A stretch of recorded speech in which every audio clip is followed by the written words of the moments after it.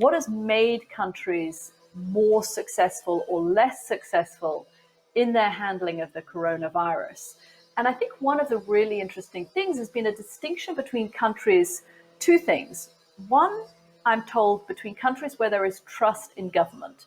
So countries where people trust authority, they have responded better, it seems, to the restrictions and to what's being asked of them, and therefore infection rates and mortality rates seem to be lower. I mean, you can point to a country like New Zealand, for example, or even Singapore, which is a fairly authoritarian country, but where actually, if you poll people, trust in institutions is pretty high. So trust in government and trust in institutions seems to be very helpful in dealing with a pandemic like this.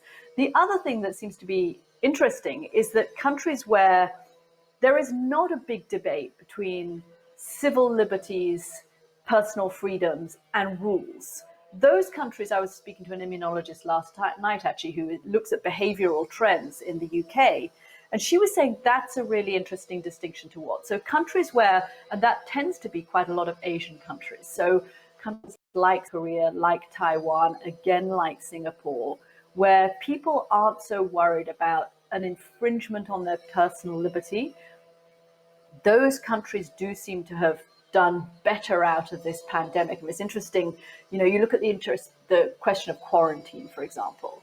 I was speaking to our Singapore correspondent 2 days ago, and he had just got back from visiting the UK for 2 weeks. Well, first of all, to get back into Singapore, he had to go through a whole load of hoops to actually get there, even though he's a resident and he has a journalist visa and he's a long-term resident in Singapore. So he had to get the right paperwork to get back in. When he got back in, he landed at Singapore airport. He was met by officials at Singapore airport, taken to a special bus, taken to a hotel, and put into this hotel for 2 weeks. He's still in there at the moment. I interviewed him from his hotel room.